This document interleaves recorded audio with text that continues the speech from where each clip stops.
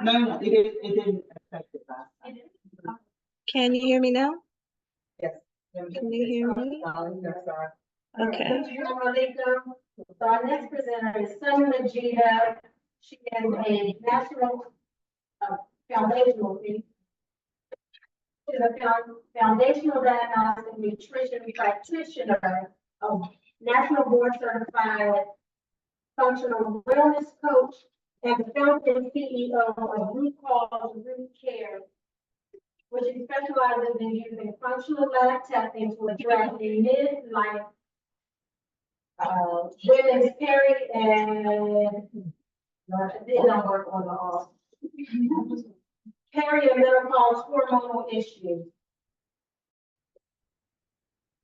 With the emphasis It's okay, take your time. on metabolic changes, she is passionate about midlife hormone education and teaching women how to advocate for themselves in a medical system that often dismisses our concerns and only offers ineffective pharmaceutical and surgical options.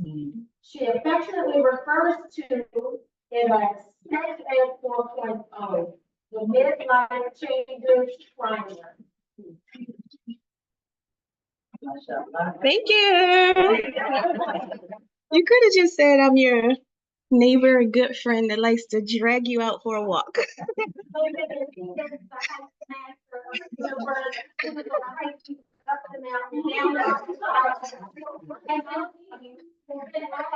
How much more can you go? And I did center, but also she is a nutritionist, a mother of 5 boys. Yes, she 3 adult boys. Good ones. Almost 4. And Tons of people. 2 minors. That is a lot. That is a lot. Almost, well, basically 6 now. I got no girls out of it. But I'm going to tell you guys a little bit about that. Assalamu alaikum warahmatullahi wabarakatuh. Bismillah wa salatu wa salamu ala rasulillah. Okay, so I'm just going to get right into it. I want you to know that this presentation is usually 3 hours long. We don't have 3 hours, so I'm going to try and cover as much as I can and be conversational at the same time. There's a lot to cover, and I know that generally when we start to talk about this topic, it is a lot of curiosity and discovery. So just roll with me.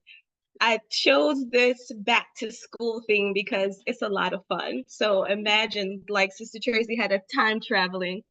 Imagine yourself back in your middle school or maybe later elementary school class where you were first introduced to sex ed, you know, I don't know what they called it for you, but it was literally called sex ed for me. And just that whole school setting, there was a lot of special things that happened in school that are nostalgic. In some of my presentations, I like to use the little safety belts. You guys remember those little hall safety, the safety patrol? I use passes. And so we're gonna just kind of have that theme today. As you can see, oh wait, I'm not connected here. How can we do that? Because I'm set up for everybody on Zoom, but most of the people are in here. Yeah. So I have my HDM cord. Maybe you found up there. Looks like the TV's on. I have my cord here. Okay. Yeah. Thank you. Thank you. Okay, so I am on Zoom and I am here. So this little Zoom, I'm gonna just minimize it so that it's not so much in the way here. Let's put it down here. Then let's see if we can. I don't think that'll go anywhere else. All right, this will have to do for now. Okay, so a little bit about me. Let's see here. I do this a lot of times for this little guy. And this one. And this one. And these. as well. These are my babies, and this is one of my bonus babies. He has been with us, not been with us, but he is always in my house. He is one of our best friends of the family, and we just, like, I can literally wake up and he's just there. Um, and then there they are. And now, this is our beautiful blended family. Notice that one of the boys, this is them grown up. Notice one of them didn't grow up. He's still a baby in his mind. I have Farouk, who is the father of all my sons. And then I'm recently remarried to brother James, who is the father of Jordy, who is on the autistic spectrum. And so this is our beautiful blended family. And this is my son that needs a wife soon. So keep that in mind. Absolutely. Oh my gosh. Okay. And so I am all things. I am a queen. Notice in that picture, there were no girls, right? I am the only girl. And so it's always wonderful when I can have time with the sisters, with the women in general, because it's a treat for me. Otherwise, it's all testosterone at home. So I am the CEO of Root Cause Root Care, where I focus on women's hormonal health through functional lab testing. I'm board certified as a functional wellness coach and nutritionist. And then I also have a set of community services called through Woombaya. And I use like Womb and Kumbaya, we came together because that's literally how that whole movement was started. Just a bunch of moms and women, homeschoolers. I homeschooled for a long, long time, close to 20 years.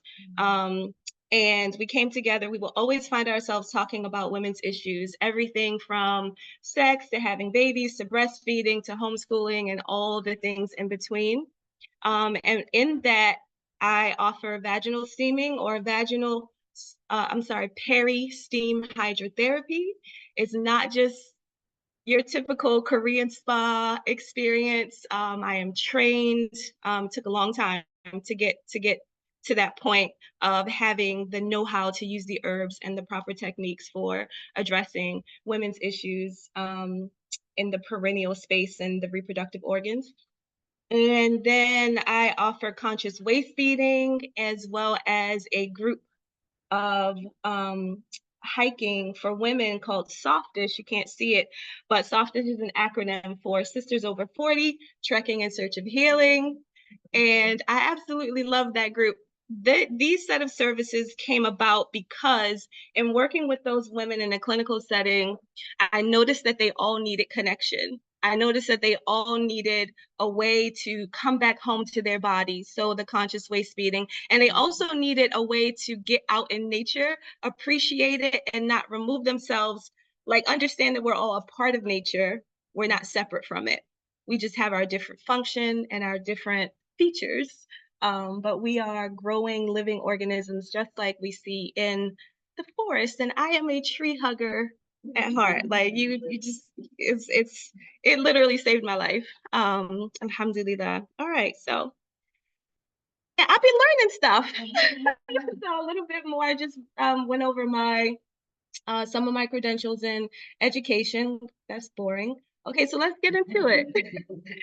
Wait, there was one for my bell schedule. Here we go. So today, bell schedule is gonna go something like this. Something. We're gonna see how much we can cover today. So homeroom and introductions, that's where we are now. We're gonna have a small biology class and psych class. We're gonna talk about lunch or go to lunch, math and English, recess, history, and PE. I'm going to talk about testing. Do you guys remember the nursing station? Like when you first got like your period or a little bruise or whatever, you had to go to the nursing station?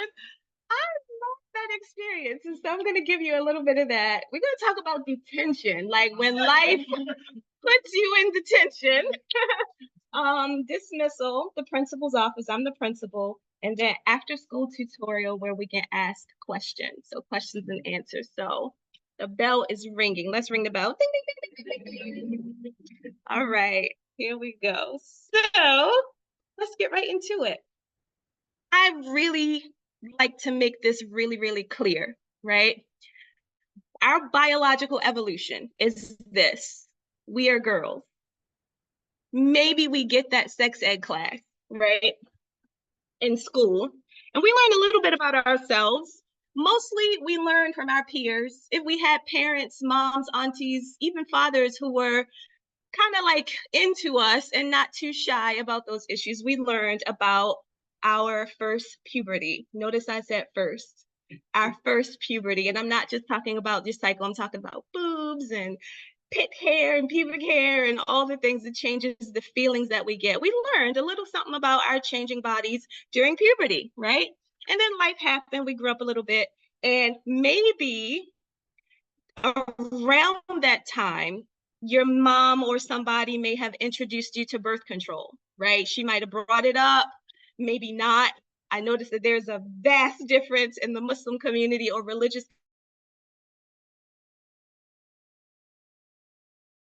oftentimes like overlooked in our communities because of the kind of lifestyle that is ideal for us. Ideal doesn't mean that it's not necessary. Or when you got married, maybe birth control came into the picture and you learned about it, right? And then pregnancy. And I think that that is a time where if a woman chooses to get pregnant, that is when she is learning the most about her body. Like we have all the books, what to expect when you're expecting, and Dr. Sears, and co-parenting, and baby wearing, and breastfeeding, and all the things. We learn a lot about our bodies during that time. What's next after pregnancy? Dot, dot, dot, dot, dot. That is your life happening. That is the living. That is the having the babies, doing the things, becoming a wife, and working, and being stressed out, and just trying to get through it. And then you're like 37, then you're like 45, then you're like 50 something, 60 something even. And what happens? Are you learning about your body generally? All we might have heard is hot flashes. Oh my God, I'm hot, personal summer, right? That's really it. We don't get a lot of education around this particular part of our evolution as a woman. And so the next time that generally we learn is crisis studies.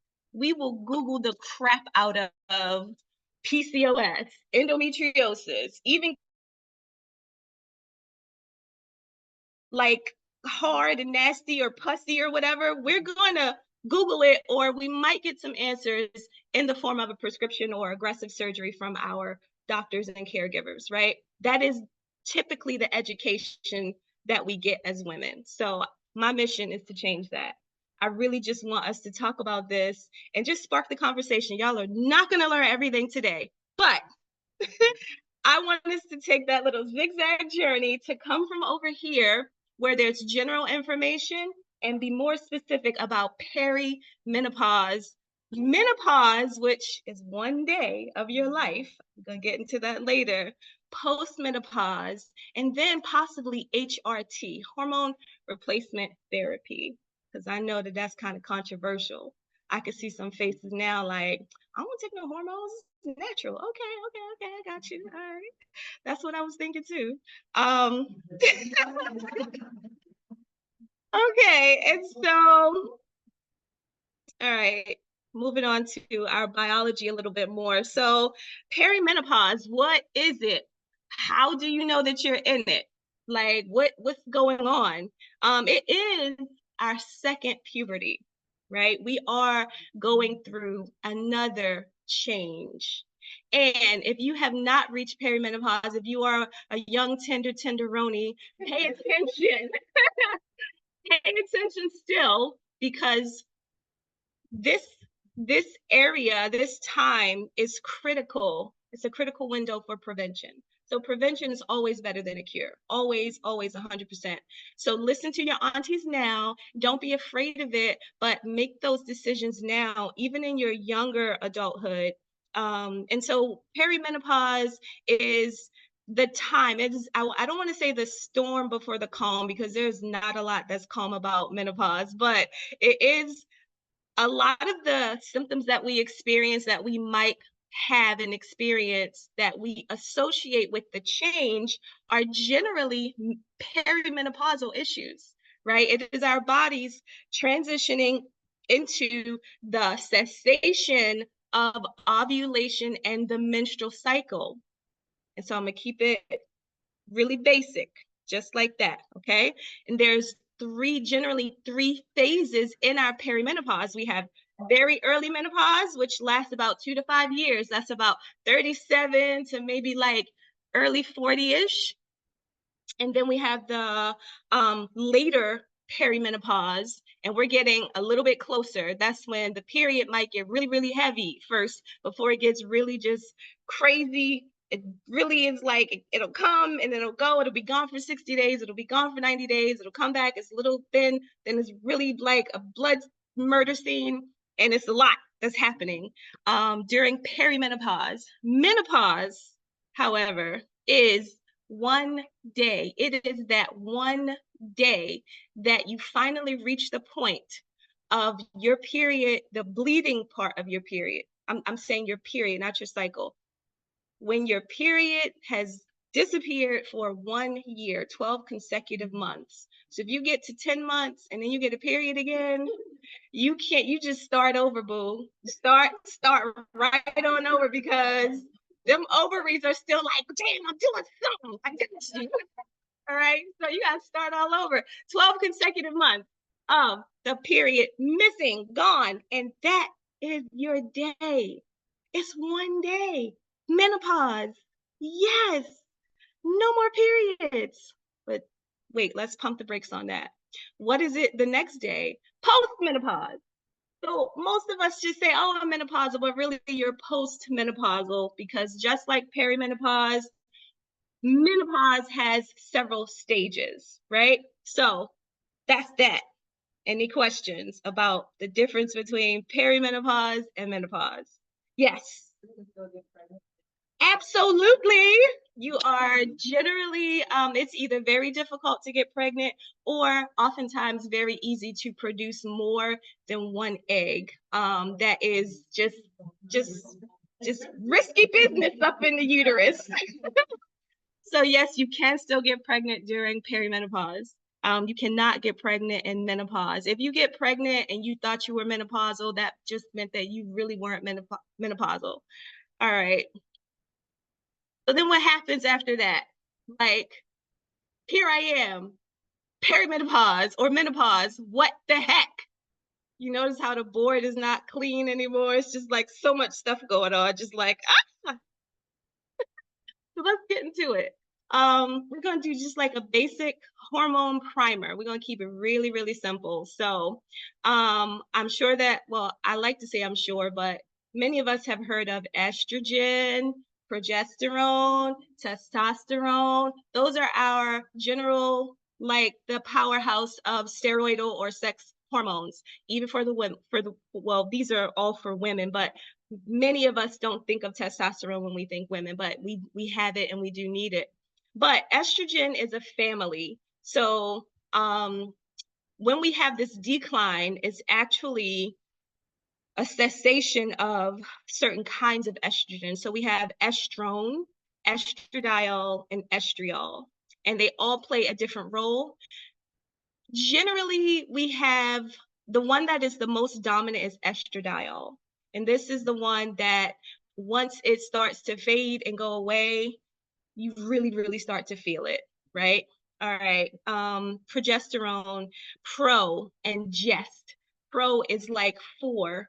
It's like the positive, the growth, and then gestation. We think of pregnancy, and we know that without ovulation, we're not gonna really be getting pregnant unless we go through some other, scientific methodologies like IVF and those kinds of things. So progesterone is another powerhouse hormone. Testosterone, we do have it. It is absolutely necessary. And sometimes it can get a little bit aggressive in the body. This is when the beard comes, when you get a little hairy on your chest, when you get, maybe your libido is just like skyrocketed. We need it when we are trying to build muscle to balance our metabolism and insulin resistance. We need it for growth factors. All across the board, testosterone is good. And then DHEA is one of the master hormones that when it metabolizes from cholesterol and then pregnenolone, we have DHEA, which can go it actually can metabolize into the different hormones like progesterone or testosterone. That's it. That's all the science. That's it. I'm not gonna geek out on y'all. But did you know that when you're stressed out, when you're in a rush, when life is just like lifing, we're producing copious amounts of cortisol, and that is also a really important hormone, right? It is generally produced in the adrenal glands. And then insulin, I know that you guys have heard of that one, but you may not have associated it with hormones. It is a really important hormone. It dictates your blood sugar business. I'm just gonna keep it simple. And then thyroid is another really important one. It produces different thyroid hormones that act as a buffer or a very, very sensitive component to the menstrual cycle and to all the different systems in the body. All right, and I'm just gonna go over these really quick. We have melatonin. You guys have heard of that one. That one has to do with your sleep, oxytocin, happiness, dopamine, relaxation, happiness again. What's this one? I get mean, right? You guys ever heard of that? Like, I get really mean sometimes. I don't know why. Like, what the heck? All right, alone. Anybody just feel like alone? Yeah, I'm just like, leave me alone. I just want to be alone. And then FDK. Just, it could mean a number of different things, but it is a way that some of us feel sometimes. All right. So how do you know what stage you're in and what symptoms are you experiencing? So this is a little bit of interaction right now. If you guys, you don't have to write it down unless you really want to, but just think in your mind, if you feel like you are in perimenopause or even menopause, what are some of the, like, in your mind, 3 major symptoms that you could think of that you're like, okay, I might be experiencing this. I'm gonna give y'all like a minute to just think about that. What symptoms are you experiencing? Sure, you can volunteer. Hot flashes. Yes, girl, that's a big one. Okay. Increased sex drive. She like to get it on. Okay. Who else? Anybody else? Brain fog. Yes, girl, go to the other room. And why did you go there? What? Why? Anybody? Anxiety. Yes. Anybody else? Irritability. Oh my gosh, just because life is getting on my nerves. Okay, thank you. Okay, increased body odor. Okay. Yeah. Wake it. Oh, especially around the midsection. Acne, yeah. Acne's a big one. And so do you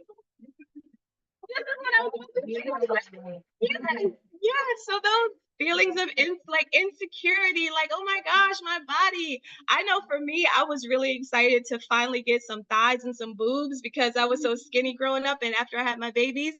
And now I'm just like, man, I need new bras, like this is awesome.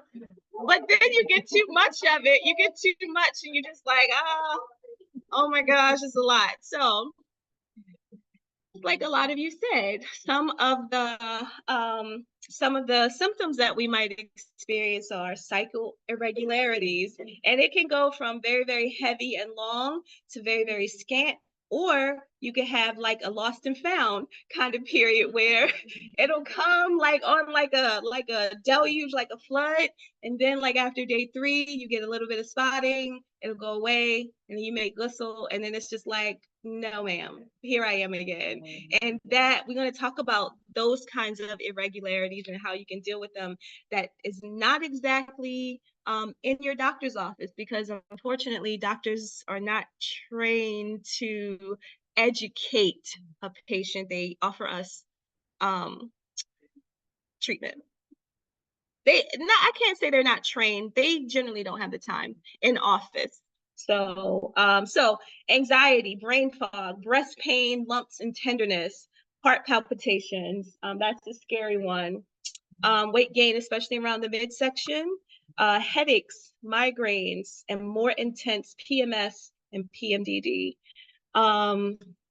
And so psychologically, we might be experiencing that. I am so grown now. Like, y'all can't tell me nothing.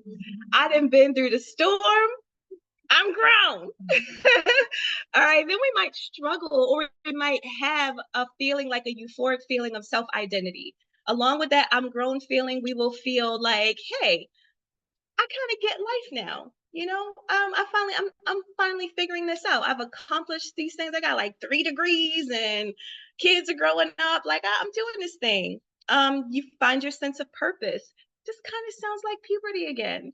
Like when you got to middle school or you're about to go to high school, you got into the good high school and they ask you what you want to major in. You're like, yes, I want to be a doctor. I want to be an engineer. Again, even in our 40s and 50s, we still are discovering our sense of purpose. So we might get that feeling. A sense of reclaimed freedom. Some of us have a sense of shame that maybe we're behind. Maybe we're just those late bloomers and we're just trying to figure this out.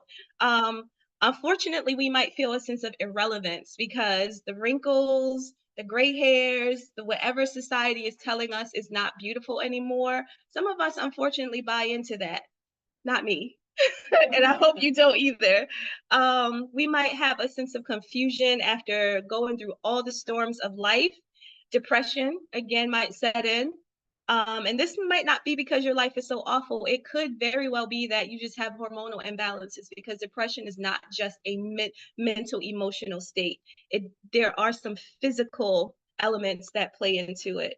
And then what's next? Like, what are my options? Okay, now that I'm here in this stage of my life, what in the heck is gonna like happen next? What do I do? How do I make the best of these years? All right, and so if we take a closer look at our hormones, what I want to let you guys know, this is the most important slide, because this is information that I'm really, really invested in getting out to you all. So does anybody need a mental break real quick? Just like, I know that was a lot of information, but I really want y'all to clamp onto these ideas. Y'all want to take like a little woosah? Sure.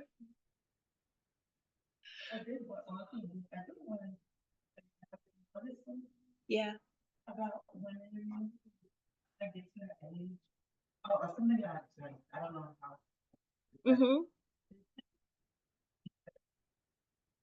Okay. I don't know if your clients, if you noticed that, because I know people kind of get that age, they're in that age range, and they're like, well, I learned how to do different homes. So I was always wondering, was that happening? I think it does, and I'm one of those women. No,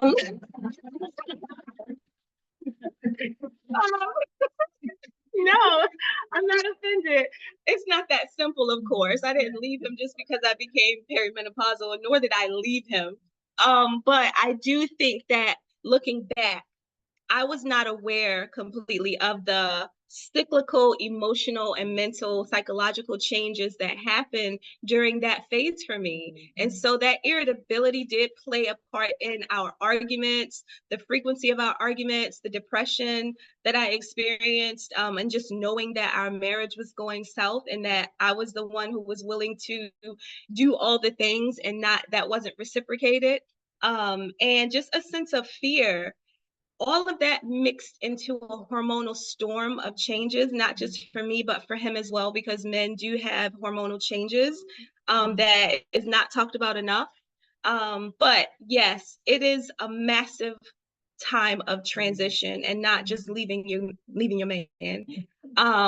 We are oftentimes transitioning into empty nesthood at that time.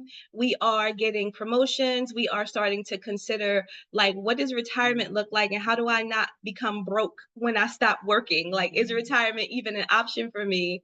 And sometimes we will have replaced a whole set of friends and community around that time, because we have moved, or we will move, or we just have like grown out of a certain like way that we were.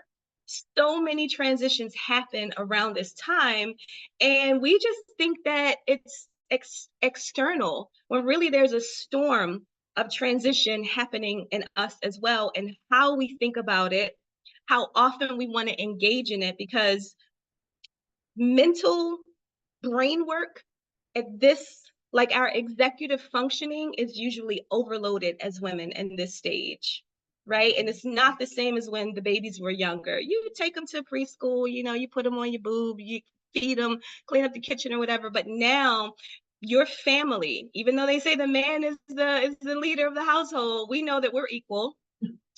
Our executive functioning is on 1,000 because you are not only helping those teens and how they want to get through high school and go to college, and your man and where he's going and traveling, and he still don't know how to pack his own suitcase without calling me a million times, like you and what's for dinner, or how you gonna, you know, who you gonna call for the groceries and everything. All the hats we wear is hard work, and it actually does tax the body, and it does take energy.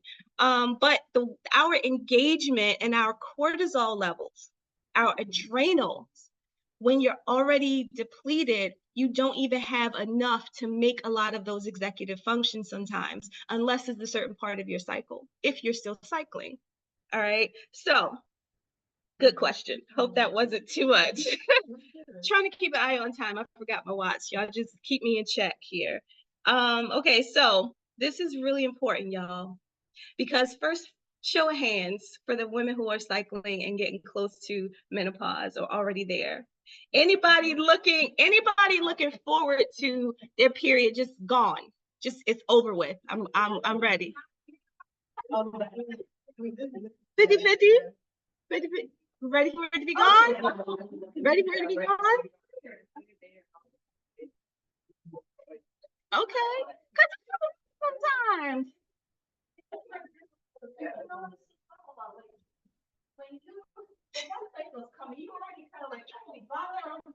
Yeah. Right. Good. Yes. Yes. Right. Okay. Okay. So 50-50. You know, some of us are just like tired of the past. Yeah, Trey.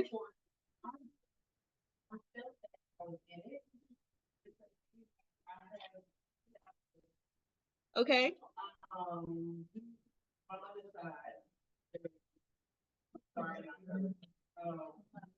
So I used to look for those breaks. I was like, I'm doing that.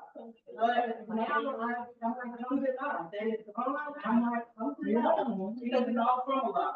So I thought that when I was having those breaks, and you would sleep a little longer, especially if I was doing this hard, and I period came. Yeah.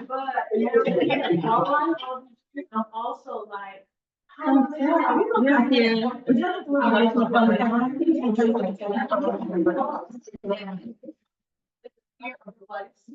Yeah. Mm-hmm. Okay. Good. Yes. Yeah. Okay.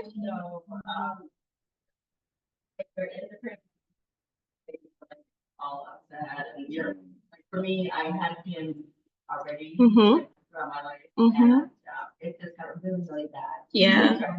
Yeah. But after that, you know, I was just, you know, not having pain, not having depression, having the bleeding is kind of, you know, the break is it was good, but Mm-hmm. now I just fasting is not working, you know, so. Yeah. Okay. What's up? Anyway, and I'm only bringing that forward.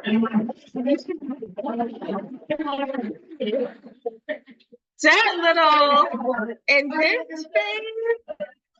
Oh my goodness, those positive sticks, whether it's COVID or pregnancy, they are the same. It's just like nobody wants to be positive at this age. Like been there, done that. Yeah.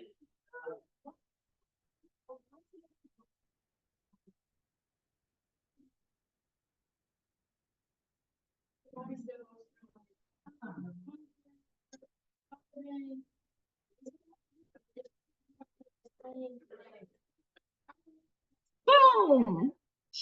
In the answer to this question is all y'all want to know. So let's get into it. That's a perfect question, perfect segue. Thank you for that. So she asked, like, look, the bleeding stopped, but the nonsense is still here. So what is happening? So, all right, that is because in red, the menstrual cycle has more than one function, y'all. That is a symphony. It's a beautiful symphony that we call the HPO axis, the hypothalamic pituitary ovarian axis. Like Allah just drew, we are mathematical beings, seriously, because the axes that he gave us as women, it blows my mind. I'm not going to geek out on y'all, but it is beautiful. And what it does is we think all these signs and symptoms that we just discussed are mostly physical, even though some of them, like the spiritual ones, like the break from Salah or the whatever, those are physical. But what we need to understand is that the menstrual cycle first is not just the period. There is a cycle, and you bleed during one part of that cycle. That is one phase. You ovulate during one of those phases. The rest of the time, your body is basically just like, let's gear up and do it again. Like, okay, progesterone is rising, estrogen, it's like an ebb and flow, but they are not just for making babies. We have estrogen receptors all over our bodies. And when I say all over, I mean all over our bodies, in your eyeballs, your skin, your hair, your nails. But let's get into some of them that really, really matter. After we are done with the body ovulating and having that menstrual cycle, the decline in estrogen is felt in so many ways of the body. Brain health. Has anybody heard of Alzheimer's? Did you know that it is now called type 3 diabetes? Type 3 diabetes is a metabolic issue, right? And metabolism is directly affected by your blood sugar sensitivity. Kind of reverse that. If I know that these donuts is going to spike my blood sugar, like, hold up, donuts, coffee with a whole bunch of sugar in it, no protein to balance it out, Starbucks, you know, going to give ourselves a 100 or more spike in our insulin and blood sugar levels, right? And now what we're doing is signaling to the body that your metabolism is about to go haywire. Your metabolism, without strength training to balance it out, without regular walking, without regular movement, is now causing inflammation. Receptors are not being detoxified out of the body through the liver. And now we have inflammation all over the body, and our brain is like, hold on, I don't even know which fire to put out first. But because we do have estrogen receptors in the brain, we do still have that breaking of the HPO axis. Sometimes there are parts of that axis that will get broken, and so we will experience some neurological and cognitive decline in our function. All right. I don't want to stay on either one of these for too long. Bone restructuring, estrogen, and particularly estradiol or E2 is the one that the estrogen receptors in the bones will mess up or kind of interact with the mitochondria on a cellular level and say, hey, we're not getting what we need to repair this bone or to build this bone.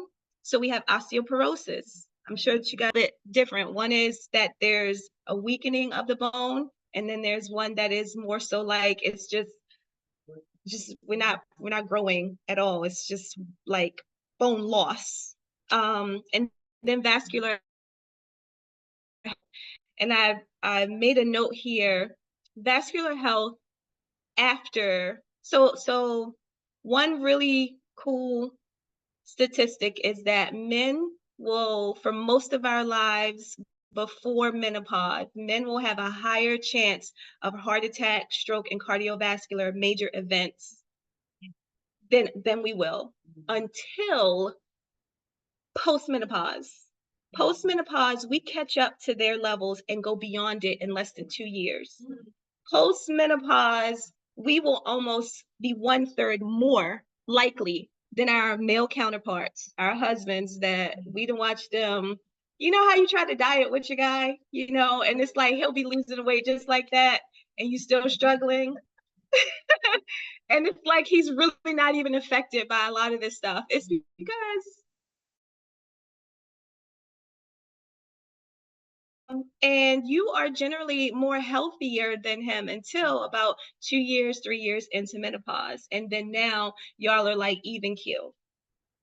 It's even keel and even more for us. And that is because the effect of estradiol, the absence of it, the senescence, like that cyclical, those changes will have an effect on our smooth lining of the muscles. So the myocardial change, like material changes that we will have because of that estrogen decline,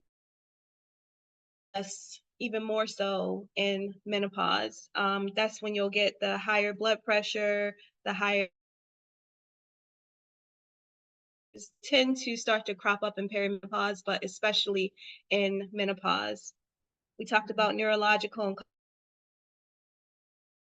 muscular. We start to see sarcopenia, and it's not just that all you have to do is just go hard or go home at the gym. It is a way, it is a balanced way that you need to do it, right? And then skin, hair, I think I won't, mucosal linings, all of that is also affected by oil, especially, as well as so just take that in. And there's a couple of graphs and charts that I wanted to show, but I just want to say that the first to go is progesterone and perimenopause. Progesterone is going to go on a sharp perimenopause, while estrogen will kind of like decline a little bit slower, but then it has a very sharp decline and then it's almost gone. Your ovaries are just like, that's it. You're going to have to rely on the other ways that you produce estrogen, or you can consider HRT or MHT, and we'll get into that. So just take that in. Now we know that that period that you want to go away so bad, now that you know the benefit and the effect that it has, you want it to go, do you still want it to leave the body so quickly? It's like a toss-up, you know? What I say to women who are having more than just the inconvenience of having to wear a pad, more than just bleeding, a couple days, a healthy cycle, a healthy period should not be this horrible, nightmarish experience. So what I say, especially to the younger women, do you want your period to go away, or do you want the symptoms and the hardship of your period to go away? Because ideally, we want to keep our menstrual cycle for as long as possible, because it's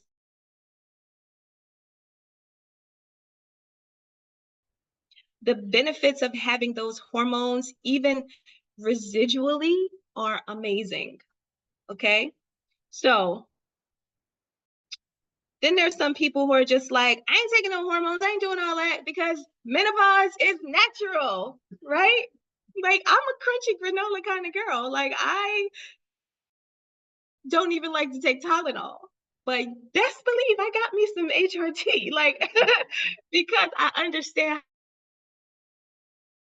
how it works. It's not this scary. We're not talking about not going into menopause. We're talking about how we can go into menopause without having our quality of life diminish at the same time. We are these beautiful flowers, these beautiful plants. Estrogen and our combination of hormones are like the life force in it. It is like how it's going to continue to blossom and bloom. But we don't want to completely wither away as those levels diminish, right? So there's the estrogen decline and just the decline of hormones in general. Then we have hormonal imbalances of menopause. This is natural. That is the most natural thing about menopause, is that there's really no such thing as balance anymore. So when you see all the marketing and they're just like, take these pills for hormone balance. No, there is no balance. Balances, but we want to address the issues or the discomforts that weaken our quality of life. Y'all with me? Cool? All right. Then there's hormone restoration. Hormone restoration is generally for perimenopausal women. So there are some supplements and herbs, because a lot of us lean in that way. And that's good. It's beautiful in that time while you still have hormones and they might be imbalanced, and you take a little maca, you take a little dim, take a little zinc, you really start taking those multivitamins, right? You might start working out a little bit, get your little gym membership. These are the ways that we can restore the balance of our hormones. Even though they're starting to be imbalanced, we're starting to kind of like restore the functionality of it, right? Yes.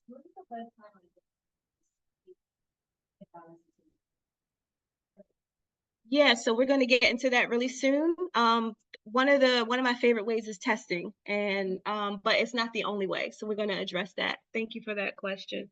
All right, and so during perimenopause, we can actually restore some of our hormonal function, right?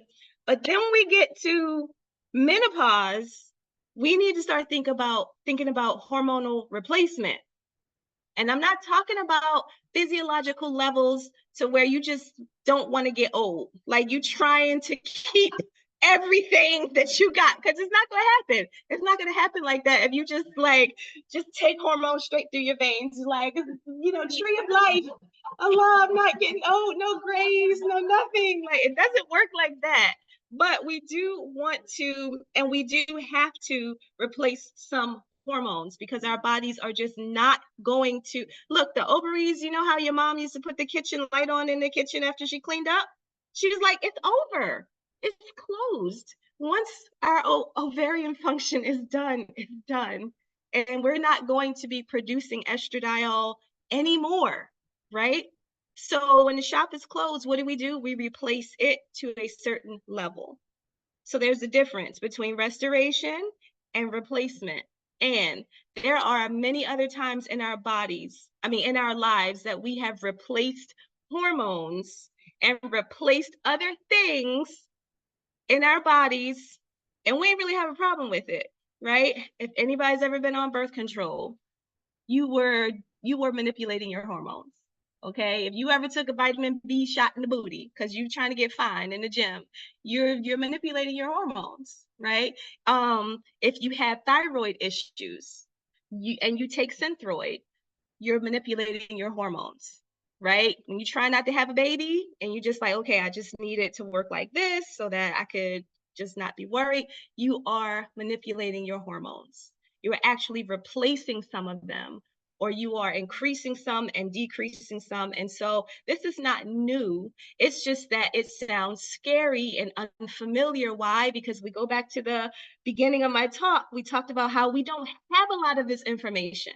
And the information that was disseminated about 25 to 40 years ago was a huge study on women's hormonal health. And it scared the heebie-jeebies out of us, because why? What happens when you take hormones? Anybody know? You get cancer and you die. Breast, ovarian, fallopian, like just hormones is gonna kill you. And it's just not true. So much so that they are retracting and even penalizing some of the researchers and the fear mongering that they've done. And this is a victory for women in our health, because men do not and did not get the same treatment. You could literally see at night in the middle of like the little movie, the Kung Fu movie that you compromise and decide to watch with him. Your man is going to have all of the testosterone replacement stuff, all the pills for ED, all of the stuff that's going to make his hair grow back, all of the everything is available to him because he has a decline in his hormones. And nobody's got a problem with it because men are the preference. They are the precedent when it comes to relieving their issues. If you don't think that sexism exists in the medical field, think again. Racism exists, sexism exists, okay? And when it comes to women and our relief and our empowerment and our ability to continue to thrive, it's a completely different story. Why in the world would they want us to think that using hormones was a bad thing? I mean, you've really got to think about it. I ain't gonna go down that rabbit hole, but I mean, women are just some dope creatures. And coupled with our growth and strength mentally, sometimes in this phase, we just become some of the best leaders ever in the history of humankind. Yes.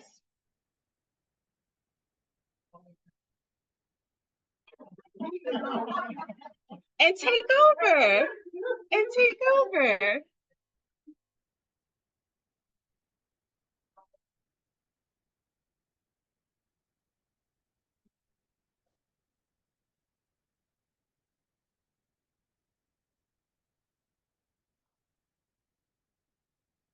That's a good question. And the answer is no. You can start and you should start. And when you start, you should be on it to some degree for the rest of your life. And it will not hurt you, it will not kill you when you work with a skilled practitioner. So that's the answer in short. What I think you're alluding to, or probably the common thought or the common rumor, is that if you didn't catch it or if you didn't start before menopause, then menopause has already happened. There's no getting your hormones back. And no matter how many of these pills or patches or pellets you take, it's too late. It's not true. It's not true. But all of those different methodologies have some controversy, some ineffectiveness, and it's still a fairly new realm that's developing for the right way, right? Okay, let's see, where were we?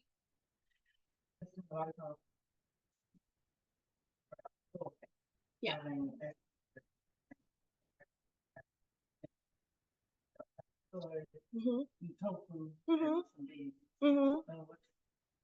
We're going to get into that soon during lunch. That's the topic during lunch. But do you guys remember where I said that estrogen is a family? When they throw those those general terms at you, like, oh, soy has so much estrogen. What kind of estrogen? Is it a xenoestrogen? Is it estradiol? First of all, where is the estrogen source? Is it estrogen from an animal, from a cow, from a plant? Like what kind of estrogen is it, and how does it affect my body? Is my body even going to utilize it? Right? Is it bioavailable? Right? Yes.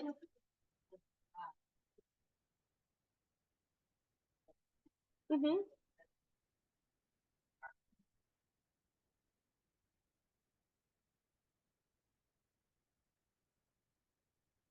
Oh, okay. So that's going into some of the numbers. And what I can say is that to answer all of those questions, it's just really important to go to a practitioner who is skilled, and because the cool thing about HRT is that it should be customized.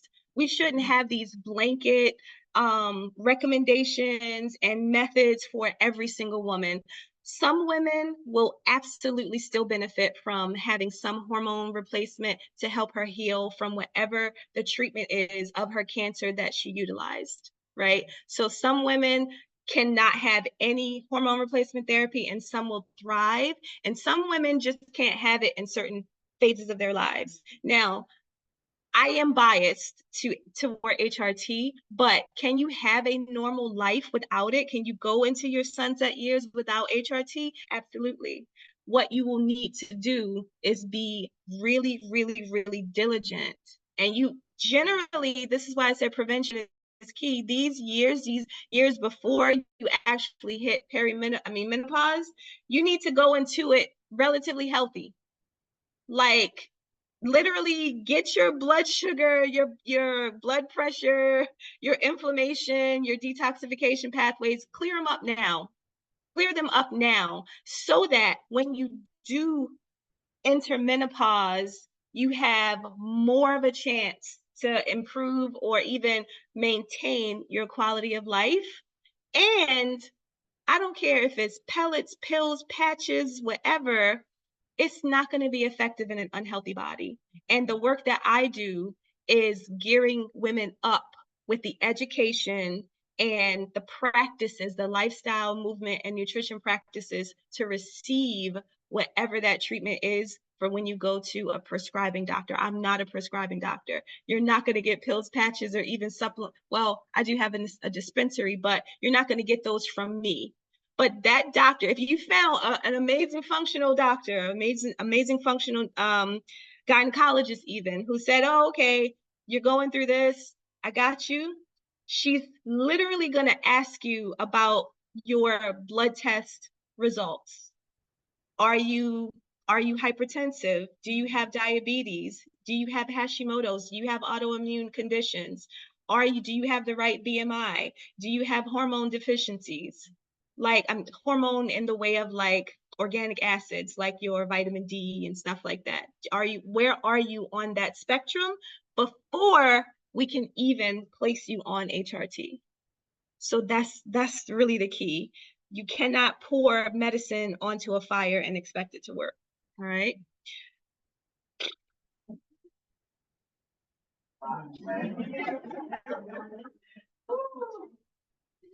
All right, so some of us go into menopause early in the game. We be like 35 years old and we one and done. We may have had PCOS, we may have had fibroids. We went to the doctor because we're doing the right thing, right? There's no, well, I don't know what black seed is powerful, but generally black seed is not going to work where you take it and then the fibroids just fall out in the toilet. It just usually doesn't work like that. You go to the doctor, you tell them what's going on, and they say, oh my gosh, you need to get these surgically removed. Or you have a pap smear that comes back positive for something. And they say, oh my gosh, let's get you into surgery tomorrow. And we're going to scrape off your cervix. We're going to actually laser it off or cut it off or some kind of off. And you're scared. You feel like you didn't have a whole lot of time to make that decision. And then they get in there and they say, oh, it's a whole lot of stuff going on. We just decided while you were down to just take it all. This happens more times than it needs to happen, especially for us. If you don't believe that they are trying to sterilize our women, think again. It happens. And I'm not even a conspiracy theorist. These are the numbers. There's many, many established publications about it. All right. So what happens when we go into menopause surgically or a non-natural way? What happens then? All right, so you got to ask yourself, what kind of hysterectomy was it? Did they take everything? Did they take your ovaries? Did they take your uterus? Did they even take your cervix? Like, did they take it all out? Or did they give you a partial where they took your uterus, but now you still have your ovaries and your fallopian tubes and you still have your cervix, right? They just said, oh man, we can't get the fibroids out. They're going to keep growing or we can't stop the bleeding. So let's just take it out. What they don't tell you oftentimes and too many times is there's just a massive lack of education. If you still have ovaries and no uterus, you still have a cycle. Your ovaries still have a signal. The HPA axis is still intact. Your progesterone is not that usually controls the uterine lining. Yeah, there's no uterus to control, but you still have the other organs in your body that are producing estrogen and the ratios of progesterone and cortisol and all this. So basically, you still have a cycle without complete organs, right? The software is still there. The hardware is like halfway gone, okay? Your doctor, unfortunately, is not arming you with that information that, hey, baby, this is going to happen. You're not going to bleed no more. But yes, the feelings of PMS are still going to come. As a matter of fact, they're going to be more intense. Sis, your hair might start falling out. You might start, maybe you'll have depression, but it's okay. We'll get you an antidepressant. They love to like pass out the pills. So they will definitely take it from you and put you on something. But the education and knowing what your body is still capable of and still doing hormonally is key. And when you know that, instead of just thinking, oh my gosh, I don't have periods anymore, I'm menopausal, so maybe I'll have a hot flash or two, but I'm good. No, because what did we say about the menstrual cycle? The effects on all the rest of the systems in the body, the cardiovascular, the bone health, the brain health, all of those are critical to the mission, right, of whole health. And now you don't have that because somewhere they broke up that HPO. We need to have that education. You need to be able to say to your next doctor, like maybe you fell victim of that one doctor, but your next doctor, you need to be able to say, these are the things I want you to consider. Yes, I've had this surgery. Yes, I am surgically menopausal, but consider this. Test me, see where my hormones are, see what I have left, see what I have going on, and listen to me, right? So I think that immediate and pre-surgical education is necessary. If you have somebody giving you options, like, okay, we can cut those out Thursday, Friday, and you sitting on the little gyno table on a Monday, and they trying to cut you up in 2 weeks or even 2 days, like me, right? They want to give you what's the thing with what is it, y'all? Come on, the leap procedure. Y'all heard of this one? When you got the bad, like the pap smear, it's got negative precancerous cells, and they say, oh, you need to have a LEAP procedure, or you need forget the other name of it. A colonoscopy, where they take and they basically carve out where they think the bad cells are in your cervix, right? And you are then left with a yes, colposcopy. You are left with a raw open wound on your cervix. They are not telling us about the recurrence of infection. They are not telling us about the fact that that's generally not how cancer and infections work. Like cellular abnormalities, they don't work just because you cut it off. There's a root cause to how it got there. They're not addressing those issues. So that's why I feel like if you go to your GYN or whoever it is on your medical team for whatever the case may be, if they're not interested in helping you find the proper education or at least answering your questions to the best of their ability, you need to look for a second and third opinion, and you need further education. All right. And so this helps us be more empowered for that self-advocacy. Even though these doctors have some power, remember that you are in the driver's seat at all times. It doesn't mean that you know what a doctor knows, right? They have an education for a reason. It's a very valuable education. But you know your body, you know how you feel, you have an intuition, and you have a God that will guide you in those decisions with empowered information. And then understand that you get to build a partnership or a team of doctors, a team of practitioners, a team of health coaches, acupuncturists, meditation and breathwork practitioners. It's not just in the medical field that we will find healing, even like a prayer army. like you got a whole bunch of sisters making dua for you, that could be more powerful than the surgery itself. Okay, so it's a partnership. Any questions before we move on? That was a lot. All right, so let's do some girl math. It's math class time. Can anybody tell me what time it is first? 1:21. Okay, I had 2 hours. You gonna give me my 2 hours? All right, don't take my 2 hours. Okay. So girl math.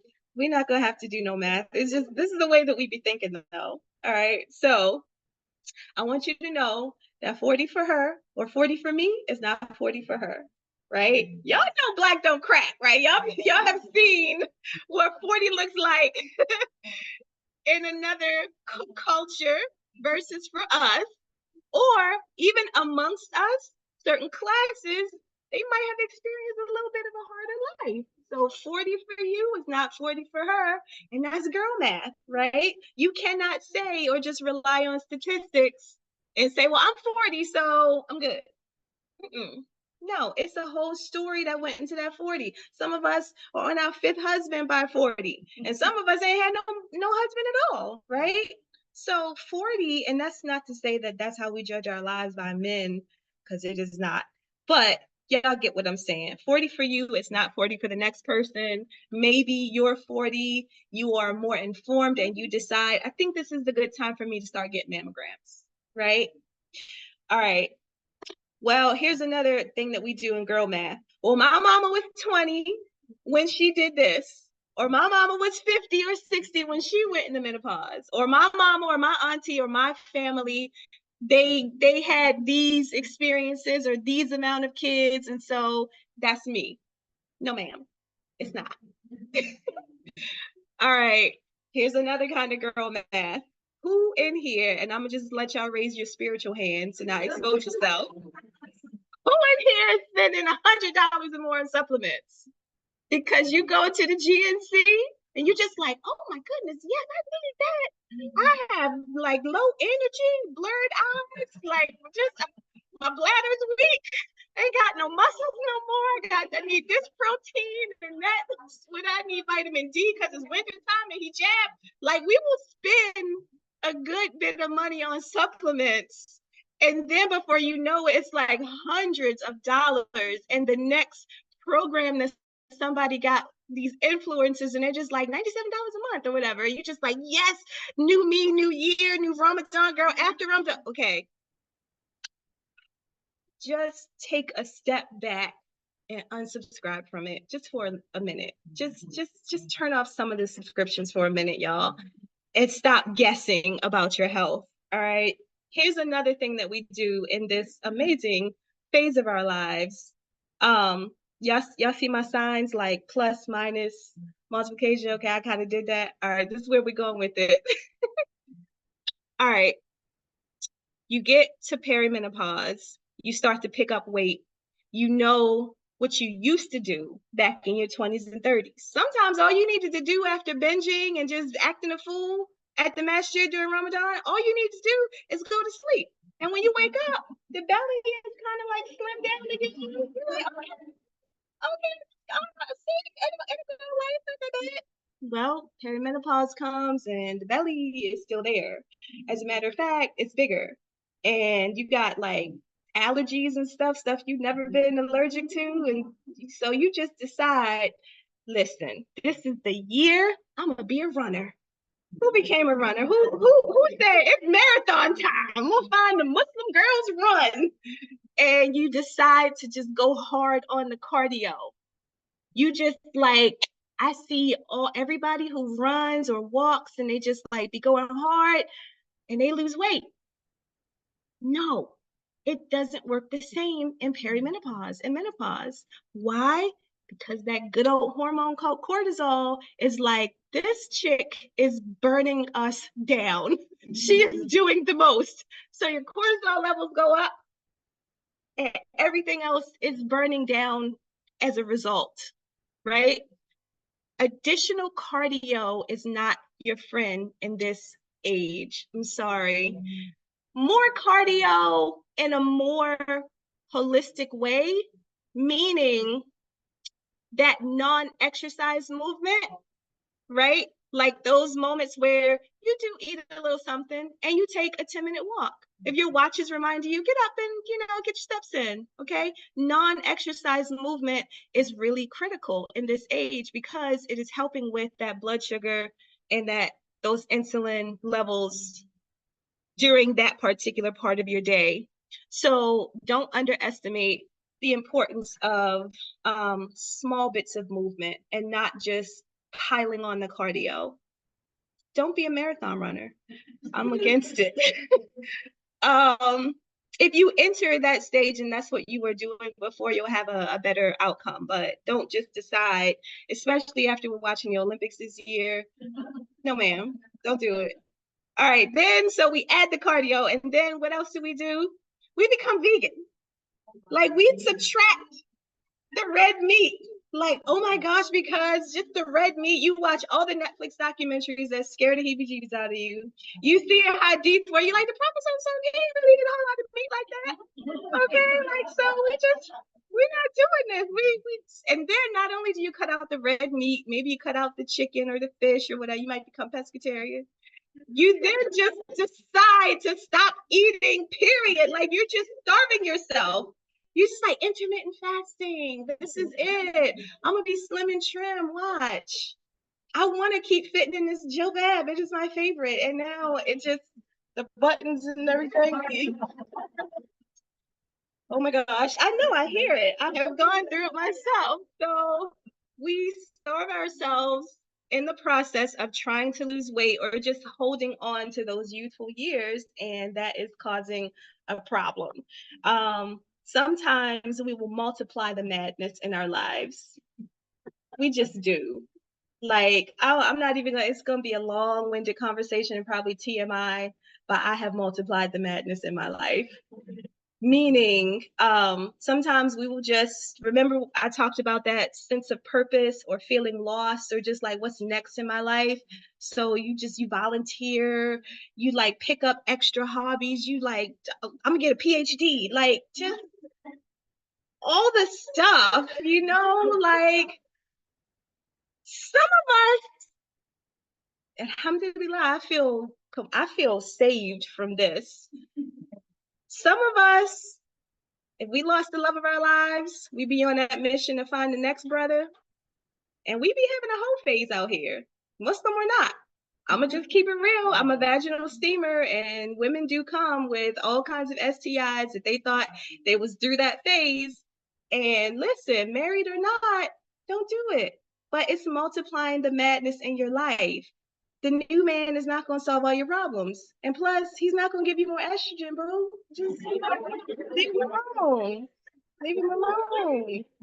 Okay, and then sometimes we just divide or cut things out. I'm guilty of it.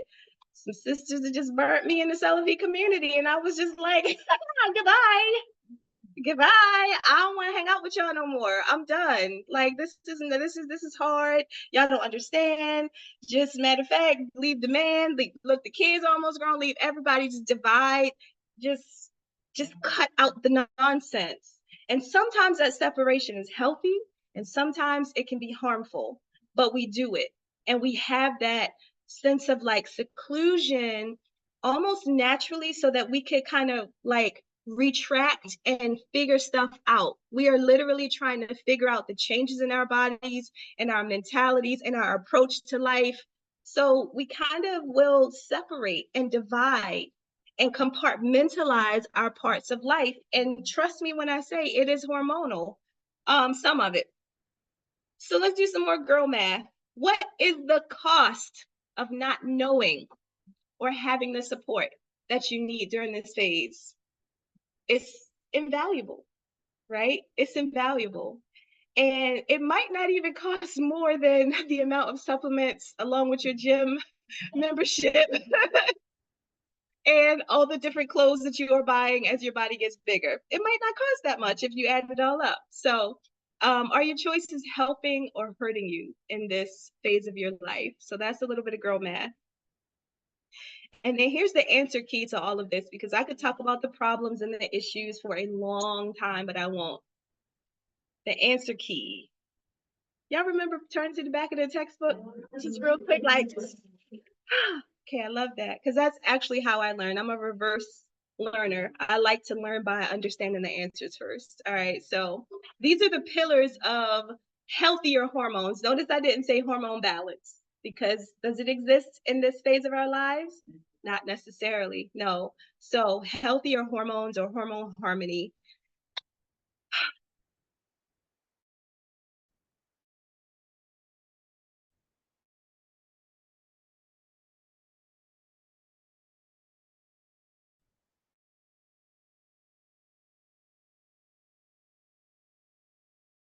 A shot. Blood sugar balance, liver detoxification, gut health, eating the right foods, sleep, and not just cat naps, but actual restorative sleep, stress management, and mindful movement. Two that I want to emphasize here: mindful movement. I didn't say HIIT workouts, marathoning, Peloton. I like Peloton. All the trendy stuff that you see. Mindful movement. Mind your business and move the way that you should be moving. Right? Not just mindful movement like, oh, okay, I just feel like, doing a little something. No, that's not enough usually. But what is the right kind of movement for you? Because another thing that perimenopause is going to do, it's going to bust up your knees. You're going to have some frozen shoulder. Okay, you're going to like be off balance and just like sprain your ankle, just going to get your grandbaby. Like it be real up in here. Especially the knees, the joints, because why? Estrogen receptors going haywire in soft tissues, joints, all that stuff is affected by estradiol and the absence of it. Anyway, all right, so those are the things that you need to have in place. Did I say that you had to have HRT or BHRT? No, you don't. You have to work on these things so that even if that's a choice that you make, it's actually effective for you. All right. And so let's go over to the next aisle. Strong considerations, BHRT, bioidentical hormone replacement therapy, as opposed to just regular HRT. They both exist. They both are effective in some ways, but bioidentical is superior and it comes with less side effects. All right. And then there's MHT. We talked about this a little bit. Menopausal hormone therapy. Notice there's no R in it. So we're not talking about the replacement of the hormones, because like one of my sisters asked, tell me your name again. Nasima, you asked about cancer. And there are other autoimmune conditions. There are other conditions that some women will have where they cannot use hormone replacement therapy. So hormonal, menopausal hormone therapy are different ways to maximize what you got left, right? To optimize it. So there could be herbs, there could be other therapies, other kinds of healing modalities that you can use to maximize or optimize what you have without using replacement hormones. All right. And then herbals. Herbals are never, ever ineffective, right? They always have some usage, but without seeing a proper, like somebody who's wise and understands it, we can actually hurt ourselves. You can go hard on the dim. You can go hard on the chase tree. You can go hard on the maca. The maca will have you, ready to wrestle your kids. When really they bigger than you and you still think you got it. Or the maca could, you could be getting on your husband's nerves because the maca gonna turn you up. Your vagina is gonna be like, I'm ready. And he's just like.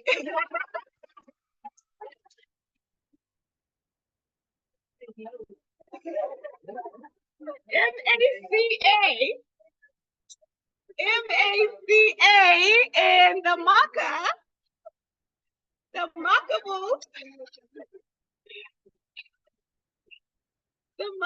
gonna have y'all doing the macarena between the sheets, okay? but you can't overdo it. And then you could just, you could create more imbalances. So consult the professionals. And then there are other therapies like acupuncture, chiropractitioner. Sometimes we get a new man and he just like breathes life into our lives. Sometimes you just need to retire, right? That is like a whole therapy where you are just like, enough is enough. Yes, yes, yes, I'm almost there. My baby is 15, and I'm telling you, I saved more for his college tuition so that he could go live somewhere. Like he could if he gets in Bowie State where our kids are going right now, he's still gonna live on campus. Like you're not coming home. Just the next needs to be emptied out. Just give me some space between now and grandkids so that I can go and live a little. So yeah, and to me, I'm not ashamed or guilty. I don't have any feelings of guilt about that mentality because I think it's healthy, because it's not like we haven't given and given and given. And not that we regret or hate that we gave, but now we just want to replenish. We just want to fill our cup and drink the kind of juice we want to drink and go to the restaurants. And if I take 5 of y'all, I can't afford it. But if I just take myself and my man, like we could do this. We could order all the things from the menu. So so those are some strong considerations as we consider how to get a grip on this phase in our lives. Okay. All right. And so now lunchtime. What time is it? All right, we're doing good. All right. So we talked about different foods and phases that we go through. So typically before menopause and perimenopause, what y'all be eating? Anything?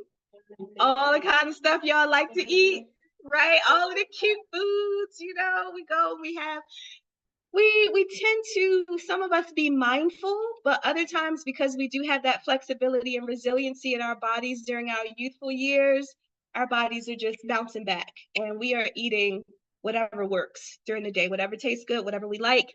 And sometimes we call it healthy, sometimes we don't. We have children and then we start eating whatever their lunch is.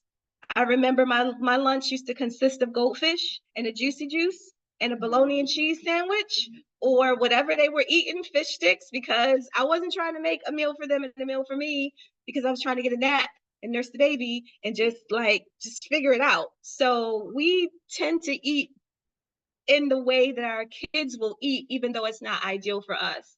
Even as they get older, we still don't want to make these 2 meals. That's the dilemma for many of us. Like, I want to be keto, but keto is like an extra 10 pounds of meat, and I can't do that for everybody. Y'all can get some rice and beans to like fill this out a little bit. Like, what we're not going to do is eat the grass-fed beef that costs $13 a pound for everybody. No, ma'am. So we tend to do that. We have that dilemma. We also might do like the brunch and mimosas and all the cocktails. Even if it's non-alcoholic, it's still a lot of sugar and a lot of carbs. All right. But it's a treat. And I'm not saying you can't have treats. And then we talked about the trends that we jump on, whether you're vegan or keto or paleo or pescio or just all the meal plans. We tend to jump on those because we really are exploring and just experimenting in our bodies. And then whatever Google or the influencer, especially AI, any of y'all talk to Chat GPT about your diet? Okay, I see y'all, because y'all are just like, okay, Chat GPT, if you 27 and you on birth control and you like, how, what I gotta eat to lose 25 pounds before Ramadan 2025, you know? And Chat GPT is gonna be like, okay, you trust me and not an actual professional. I'm gonna tell you what to do. And so we do it. And we only do it for about 8 days, but at least we start to do it, right? Okay, I know some of y'all are guilty. Y'all feel like I'm talking right to y'all, and I am. Okay, and so then after, especially after classes like this, and you feel like, okay, I know that it's a storm, and what do I do now, right? What in the world? What do I eat? sometimes you just are tired of eating. Sometimes you just feel like, yes, Ramadan is here. This is one of the ni'mas of Allah. Like, I don't even care to eat anymore. It's so hard. It's just so much to think about and feeding other people. And so we tend to kind of be okay with kind of starving ourselves or just not even being enthusiastic about food and diet anymore, and we just quit, and that's okay sometimes, right? Or we get a sense of, I know I need to be healthier, I just don't know exactly what I need to do. If you're in that phase, which is completely normal and very typical, stick with a whole foods diet. Whole foods, meaning if it's from the ground or something that is natural and not processed or minimally processed, just stick with that. Trust me, it works. That is a universal diet that tends to work as a starting point. And then from there, if you do elimination diets to figure out why you still have inflammation or why you still are having these certain reactions to certain foods, but at least you can start with a whole foods diet with custom considerations. All right. But the real upgrade is this. In this phase, this might be controversial, but from what I've seen, what I've experienced in my own life, and what I know scientifically, we should be eating mostly vegetables. All right. We should have clean meats.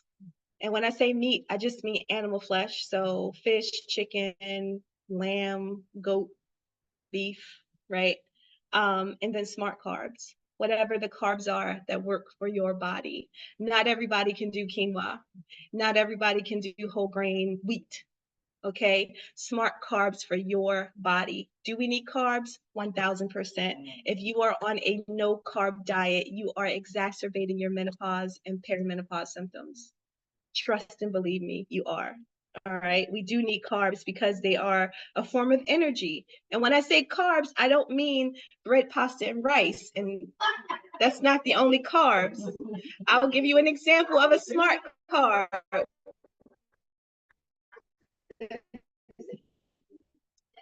I'll give you an example. Carrots, right? They are packaged perfectly because they have a lot of fiber that's going to offset the way that your body will absorb that sugar from the carbs in it. Okay.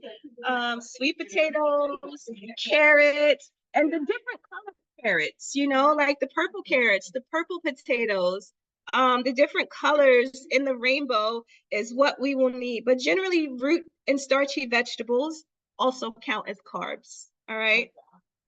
Cassava is so good. Yeah, absolutely. But not too much. Not like the whole plate is covered in cassava and then you just soften it up.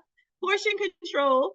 But I say if you are really trying to change your diet, do not go down the rabbit hole with all the details. Start off very, very simple and basic and have some grace with yourself. Whenever we're changing our diet, whenever we're just a new routine in general, please have some grace and don't even try to get it all right in the first day. If you could string together a healthy breakfast and a healthy dinner in the first 3 days, you are winning. You are above and ahead of the curve, right? And then if you can string together a whole day of like all your meals are like chef's kiss, try to do it for 2 more days. You get to day 3, celebrate. Thank Allah. Make dua for more. That is a win, right? And cheat days are wonderful.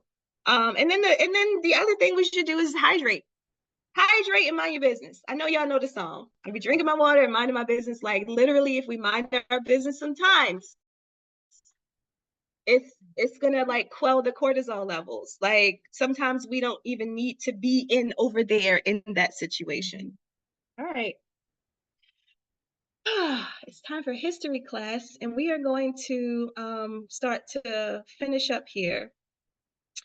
So history. This is how I got to this path and this career path.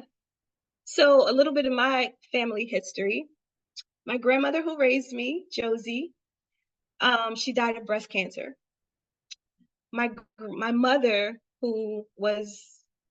she's amazing. My mother died of lymphoma, a kind of blood cancer. And my father died of lung cancer. And my favorite uncle, Bird, he died of a kind of blood cancer as well. And so when I found a lump in my breast, I thought for sure it's my time, cancer. I wasn't 40 yet. And so my insurance at the time refused to give me a mammogram. They refused to cover it, right? Because that was the rules at the time. And so I thought, well, how am I supposed to know if I have breast cancer if I can't even afford a mammogram? Well, I was already super hippie, crunchy granola. So I went to the naturopath, holistic center, integrative center. And they said, okay, no problem, we'll give you a thermogram. I got a thermogram, which is extremely effective, so much so that the FDA, before they approved the mammogram, it was like a very slim margin of which tool they would use to diagnose breast cancer and all the different cancers. So thermograms are extremely effective. What I found from my thermogram was that I had estrogen dominance. There were symptoms, and estrogen dominance can be a precursor to other kinds of reproductive cancers and health. So I got that thermogram because I had a lump in my breast and because I was fearful of the genetics of cancer. I thought, definitely it's my time. Turns out that, I'm gonna answer your question in a second. Turns out that my little baby Ali had just turned like 2.5. He was breastfeeding and he saw all his other brothers running around in the house and not sleeping in the bed with mommy. He ghosted me, y'all. Like, he just stopped breastfeeding. And so because there was no like way for me to wean, I ended up with a clogged milk duct that had calcified, and it was hard and painful, and I didn't even put the 2 and 2 together. So that thermographer, that doctor, Dr. Lodi, I will never forget him because we had a little fight about him touching my boobs, and I was like, don't you think that, PJ? I told you don't touch me. And he was just like, but I just, and I'm like, look, we were supposed to be showing them to the screen. Like, anyway, but he was awesome because he taught me about estrogen dominance, and I found out, like, okay, these are the things that I need to do. I need to start paying attention to my hormonal health, okay? And he gave me this bomb tincture that I had to take, and he taught me how to do self-breast exam, not because he was trying to demonstrate on me, but because I told him I want to learn it myself. And then the milk duct had cleared up and I was good to go. So alhamdulillah for that. But it also put me on this path of asking my family about their medical history, because you don't talk about this stuff until crisis sometimes. So when I told my auntie, oh my gosh, you remember mommy? Because my grandmother raised us both. You remember mommy? Like, how old was she when she got breast cancer? And she's like, are you too young? But she was this age, right? And then I started asking, I just realized I spelled paternal. I swear I could spell better than that. But we started asking questions about our family members, right? We started getting information, and this information is your life, and it can extend your life when you collect it and utilize it, okay? So asking those questions and jotting it down, but then also creating a record of your own personal and medical history is super important. Please know that the doctors cannot do much for you if they do not know much about you. And your medical history, like your tests and stuff alone, is not enough when it comes to, should we do this hormone replacement therapy? Because they want to know, well, what was your cycle like? What was the history of your cycle? Before I put you on these antidepressants, like, does anybody else in your family have schizophrenia? Does anybody else in your family struggle with depression? Do you remember after you had your babies if you were postpartumly depressed? Like, if you can't remember that, if you don't have a history of that, they don't either. Because we already know they only got about 7 to 8 minutes for us anyway. So you need to go in with your papers. Like, okay, I know you only got 15 minutes, but check this out in your spare time. and this is what I want to do. But make it known, and also make your appointments for your annual physical when? Now. It says now, immediately, like today, tomorrow, this weekend, when Monday comes, you don't have an appointment, please make it. If you don't make it, ask yourself why. Do you not like your doctor? Like, are you afraid? Do you have anxiety around knowing the truth about your body? These are like real questions. Do you just need support and encouragement? Okay, and then journaling, that's akin to keeping that medical history, but not just journal like just because the sister said something rude to you that one day, you just got to get it out. We need to be journaling our cycles. Understand that your cycle is not just your period, right? If you know that period is 2 weeks away, but as soon as that PMS hit, you're going to be constipated too. You're going to be bloated as well, right? You're going to have ultra focus as soon as your period comes because that estrogen shoots back up. And that's the best time to start planning vacation or anything creative. We need to journal those things. Journal about your emotions, your mental health. If you feel good, because we don't just vent the problems, we should be celebrating life as well. All right. And then you can journal your goals like Sister Tracy had us beautifully do. Those things might seem a little bit like, no, I'm never going to do this, but it's fun. And when you do it and you have a record of it, you can actually refer back to it for yourself and for others that need that information. And then trackers and tech gear are good. It's not my favorite because when they sell our information, it can be dangerous, right? There are different parts of a woman's cycle where she is more apt to spend money, where she might be sad, where she might have some like it's so many. So when you have the period apps, or even if you just make a note in a period tracker that like, and they have an idea of your cycle, they actually are using this information. Ask me how I know. I'll send you the information. Okay, and so what are the benefits of tracking your history? Well, again, self-advocacy. We already talked about that, being able to show up and say, this is what we need to do. Better partnerships with your medical professionals, family lineage, because if you experience how difficult it is to collect that information, let's break some chains and tell your babies about yourself, right? It was hard for me when I told my sons the odds that they have genetically from my side and their father's side. Besides telling them that their hairlines will probably go before 25, because it runs on both sides of my family. Like Farouk's dad was like straight up scalped, right? And then my uncles, they got like the little tiny little spot, and then the rest. So I told my kids, I'm like, listen, this is what y'all might be up against. So, ask Drew Brees where he got his transplants from, um, but sharing with them that diabetes runs on his father's side, that heart disease and cancer run on my side, but that your genetics is only about 10% of the equation. Your lifestyle, your diet, even your spirituality are way more effective in that whole scenario than just your genetics. So don't be afraid of your genetics. Be empowered by them. Just know them. All right. But also share that information. There's a beautiful journal that I'm trying really, really hard to collect this information, to make it easy for us to collect that information, to write it down and to share, so that you can become the little historian in your family, or empower your kids. I need all the help I can get because it's a beautiful project. Okay. I thought you were like, I'll help you, I'll do it for you. I'm like, girl, I will pay you. I will hire you in a minute. Thank you. I appreciate it. It's going to definitely be a community effort, but it's so important. And it's a beautiful way just to say that we are Bani this or that. This is the tribe of the Al Farouks. And this is these are our strengths and these are our challenges. Know about them, Okay. And then also, if you track this stuff, you don't have to rely on your memory, right?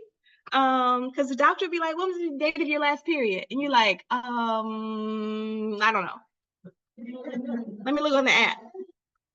Okay, and then future inspiration, like when you look back and see, like back in your 20s in college, when you used to write down everything, if you find that journal, you're so inspired to keep doing it. And you're just like, oh my gosh, now I remember this certain thing about my health or my well-being. Like, what was I doing? What was the difference between now and back then? Well, back then I had more friends, or back then I was eating a certain way, or back then, you know what I'm saying? Like, so you might be inspired by your history when you rediscover it. All right. So that's a little bit of our history. And now it's time. No, I'm not going to do a pop quiz on you guys. I'm talking about the kinds of tests that are available. Did you say time, Demi? In reference to what you were talking about. Okay. Back Okay. in that time, but Just, not saying it's- just when tell it comes me. to, Yeah. I want to respect that. Sure. Well, can I get real quick? We can grab lunch. Mhm. While we do like question and answer. Okay. So when you finish. Yeah, I am almost done. I don't want to spoil it, but I am almost done. It probably should be maybe about 20 more minutes of information. Yeah, we could definitely get lunch. So Yeah. we can like start the kitchen there, it's Naga Halal. Yeah. I'm probably gonna tell the difference. But there's some where I can like lamb, but the other one, I guess you would just. Yeah. I'm so sorry, I tried, but they didn't know what it is. But yeah, that's one that I can, the question. I'll follow up with you. Thank you. Time I am going to run through these, and you ladies can ask questions during after school tutorial, but it is going to be limited because I do want to I want to respect the schedule that we have here. All right, so this is my specialty for root cause root care. This is what I do for a living. This is my moneymaker. There are different tests that we can take because I do believe in testing and not guessing. It's one thing to feel and have a knowingness or intuition, but sometimes we just need hardcore numbers while also recognizing that we're not the sum total of just those numbers, right? So the Dutch test, the Dutch is an acronym for Dried Urine Test for Complete Hormones Panel, Dutch.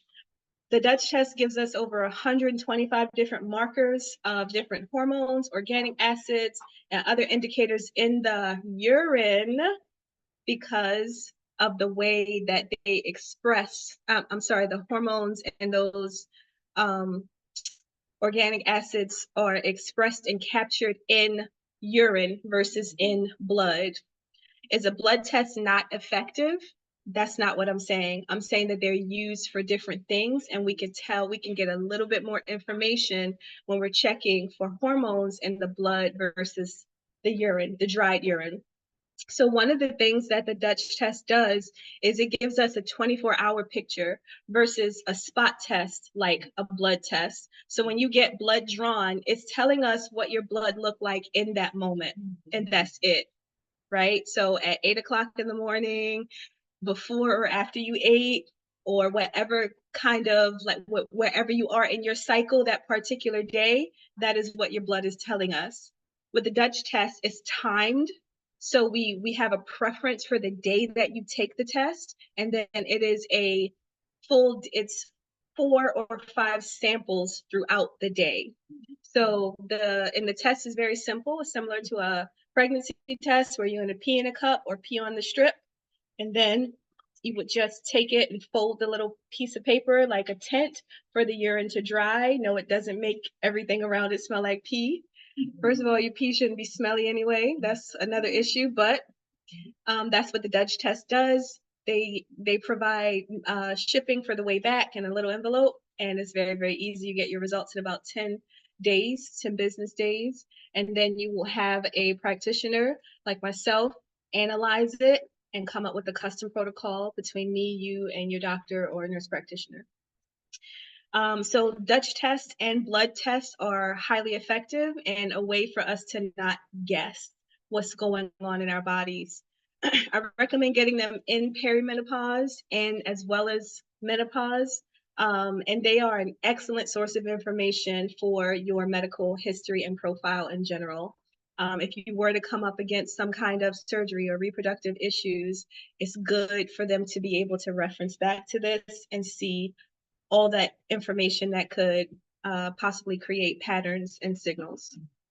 All right, so gut health tests, that's pretty self-explanatory, but gut health is, to me, right up there with blood sugar balance, because we know that there are so many different pathogens and infections, and even most of your immunity starts from your gut. Also, about 80% of your melatonin is produced in your gut, not in your brain. And when we have gut dysbiosis and dysfunctions, we can't sleep. Also, parasites have a party at night between 3 and 4 a.m. scientifically, and they did study after study, and it says the parasites just, they wake up and they wake you up, and they're more active around that time, probably because of the shift in hormones that signal certain things. But when we, that could be one of the signs that you do have a parasitic infection. And how do we know that you have parasites? Well, getting tested, getting a gut health test. Sometimes it can be through a stool test. Saliva test might tell us some things, but the gut health test is really important. Then thyroid markers.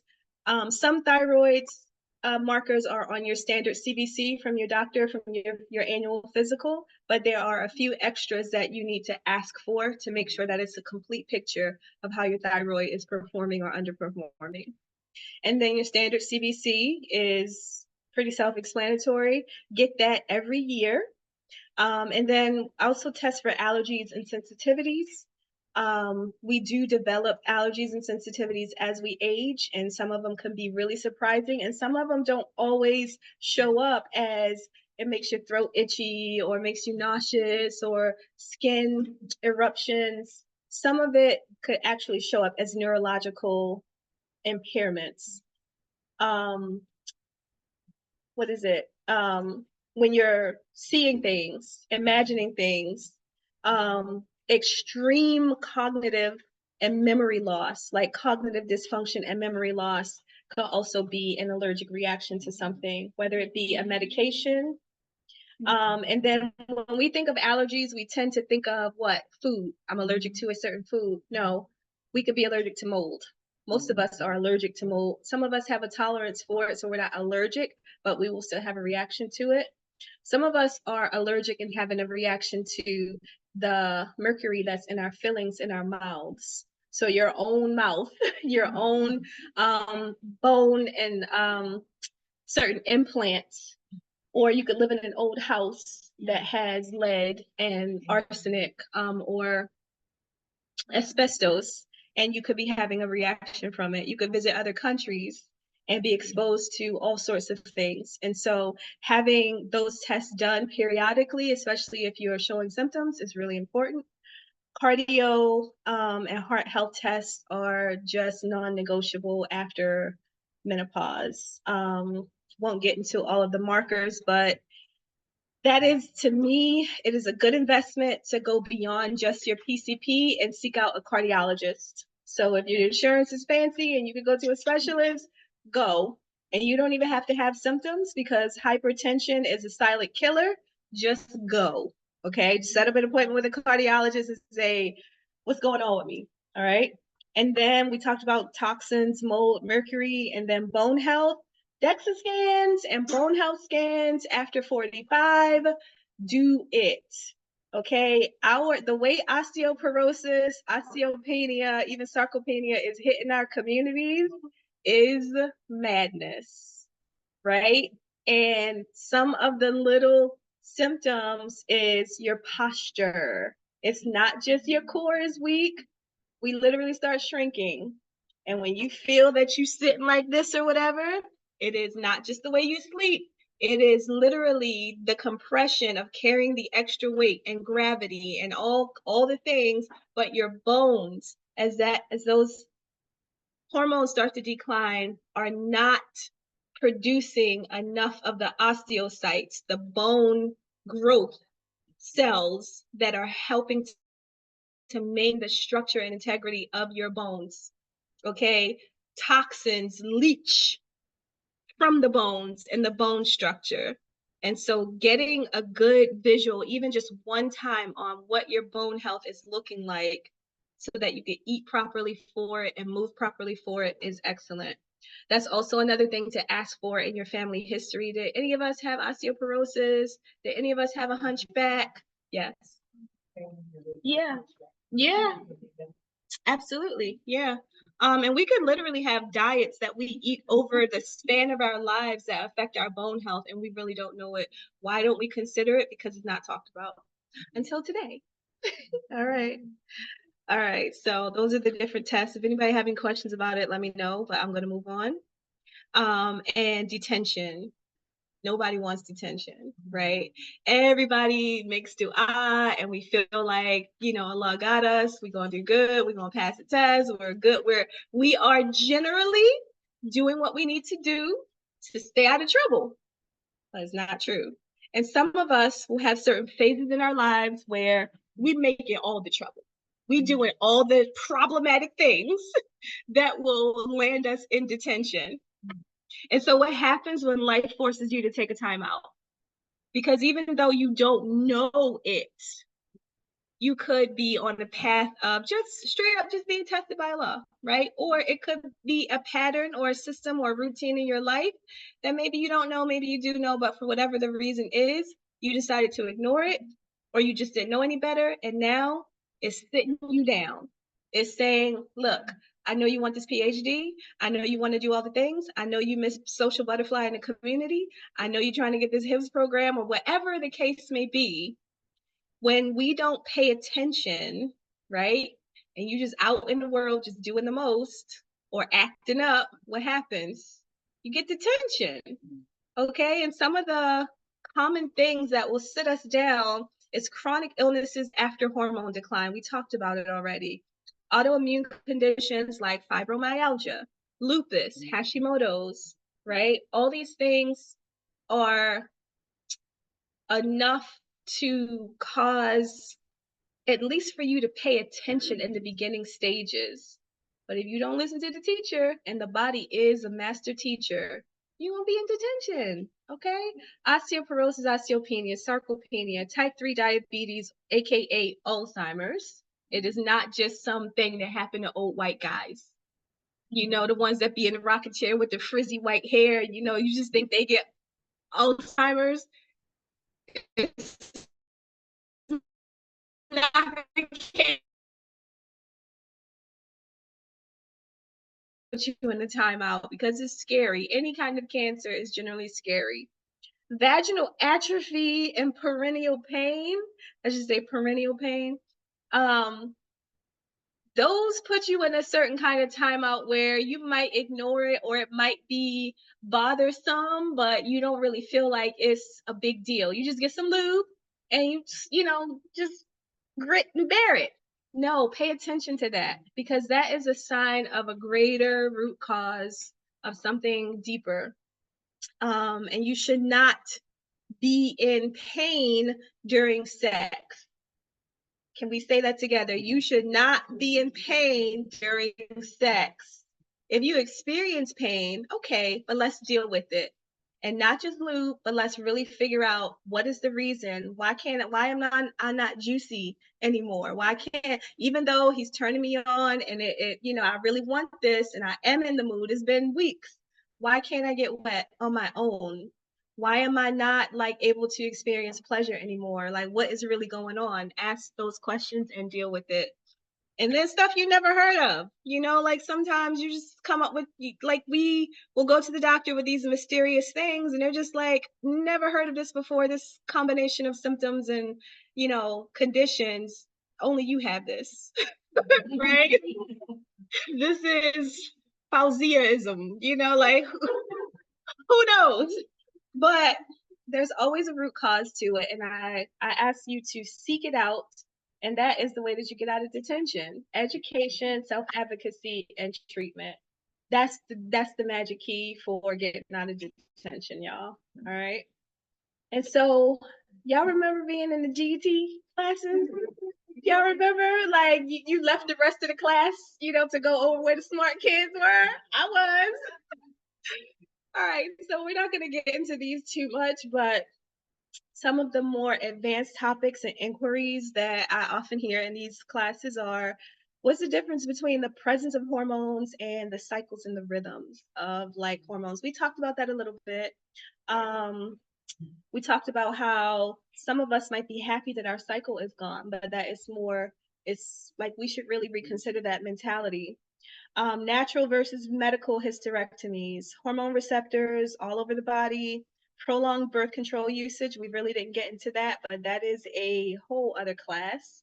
What about menopause studies and cancer and HRT? We brought that up as well. So actually, we did have a good amount of more advanced topics that we discovered. Alhamdulillah. Natural versus medical hysterectomy. I'm sorry, menopause. So, it should say menopause. So it should say natural menopause versus medical menopause, or when you have a hysterectomy and you go into menopause. These are more like talking points for me. I'm sorry. These are like talking points for me. So I knew what I meant, but I apologize. No problem. Okay, so we have arrived. This is your after school tutorial. Raise your hand to ask questions. You remember the teacher used to say, don't blurt it out, raise your hand. And understand that there's no stupid questions, right? And there's no shame, don't be shy. And I'm gonna just ask, I'm gonna maybe go with just 2 questions, just so that we keep mindful of the time. So if we have any questions, let's hear it. Who got a question? Yes. I was doing like Yeah. and I found some words that rose Geranium. geranium, yeah, can increase estrogen. I mean, what is that true? Or what, how do you use it? Right. So that's what I would ask you as a practitioner. Like, how are you using it? And also remember that there's a family of estrogens, and then how's it affecting your body? So are you absorbing it through your skin? Are you taking it like orally? Are you just diffusing it in the air? So there's nuances to that question, but generally the rule of thumb is that everything has an effect of some sort. Okay, this food that we just ate is affecting our bodies. There's nothing that we do that doesn't have an effect. I'm not going to say a consequence and make it severe and negative, but it's affecting us. Because we're putting in a certain energy, we're going to get another kind of result or energy. So forgive me for not being super specific, but I would have questions to that. And that's the way I want you all to think about all these different remedies, right? Just think a little deeper and dissect the question and the outcome that you want. Yes. That's my next slide. So we get there. Yep. So that'll be easy. Yes. When I was younger and having children, the difference and midwife chose to go Yeah. related to that. But now that I'm older, what are the differences with this type of care? Okay. It's a toss-up because some midwives do lean more holistic integrative, and some of them are just like, didn't want to be a doctor, but I still am very medical minded. And I have obligations to operate in a medical setting kind of way. So for this realm of work, functional anything is probably going to get you closer to the way that I'm the methodology and the school of thought that I'm teaching today, which is functional education. So functional medicine, functional nutrition. And what the thing that's different about this approach is that we focus on the root cause, right? So I'll give you a really quick example. Holistic, right, versus functional. If I have a headache, the holistic or the integrative approach is that I might give you an alternative medicine for that headache, right? Instead of Tylenol, I'm gonna give you some herbs. Okay, that sounds good, right? As a functional practitioner, I'm asking, well, what is causing the headaches? Because yes, we can solve the problem with an alternative, but let's go deeper and see what is causing the headaches. Before I even give you the headache relief, what's causing the headaches? Could it be your blood pressure? Could it be something else? There's an underlying issue. So functional medicine, functional nutrition, even functional movement, to me, is going a little bit deeper, and it's asking more questions to give you actually a broader solution. Yeah, so it depends, just like them. Do not be up an interview, and if they don't have time for you to even ask initial questions, they should not get your money or your support or your good Aetna and Blue Cross Blue Shield from the government. Okay, they do not deserve it. Generally, I will say, even in that, 10 to 15 minutes of that doctor or practitioner is more than enough. That's all they're generally going to allot you. If they say an hour or a half hour, you in business. That's already a good sign.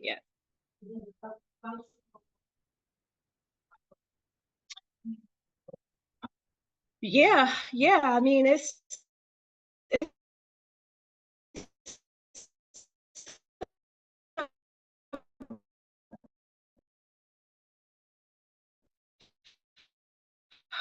a lot of different practitioners that would be able to help you with that. And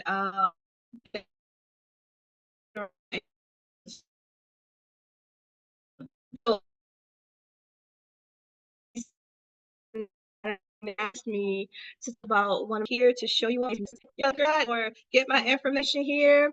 The principal.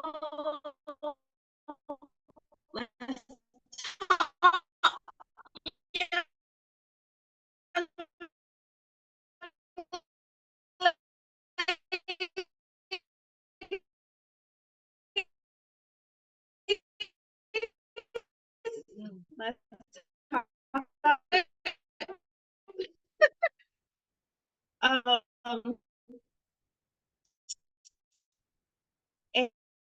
And that is how to reach my would be for somebody to make sure that everybody gets on my mailing list by just giving me your name and your email that you want me to use, if you want me to use it. And whoever takes charge of that, I got a prize. But because you guys have been an amazing class, you guys have been an amazing class of students, so I do have a prize for everybody. I'm having a master class. I'm having a master class that is going to be $97 for admission, and you all can get it for absolutely free. So if you're on the mailing list, I will make sure that you all attend the master class for free, and just waive that $97 when it's published. All right. So that's my gift. Bismillah. Y'all make dua for me and my son. And if y'all know some young sisters, he's 25. My oldest is 25. His name is Osama, and he's a good boy. And that's it. He's finished. He's actually working for GDIT, General Dynamics. Is it still on Zoom? Because I ain't trying to put my question.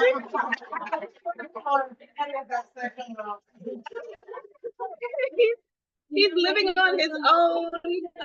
He's awesome. He's awesome. Okay. He is local. He lives in Tyson's Corner all by himself. He's making really good money. He's kind of skinny, but he's really cute. And I think that, yeah, thank you for your time today. Yeah. I have two daughters, actually. Ooh. Okay. Yeah, this is strange for me because this is my first time doing this. This is my first baby, so you go through those first experiences, and I swear I do not like feeling like a child predator, like trying to find girls. Right now. Like, hi sister, are you married? Like, it's just weird, but we're gonna work it out because he's definitely ready. So oh, okay, yeah. Let's see.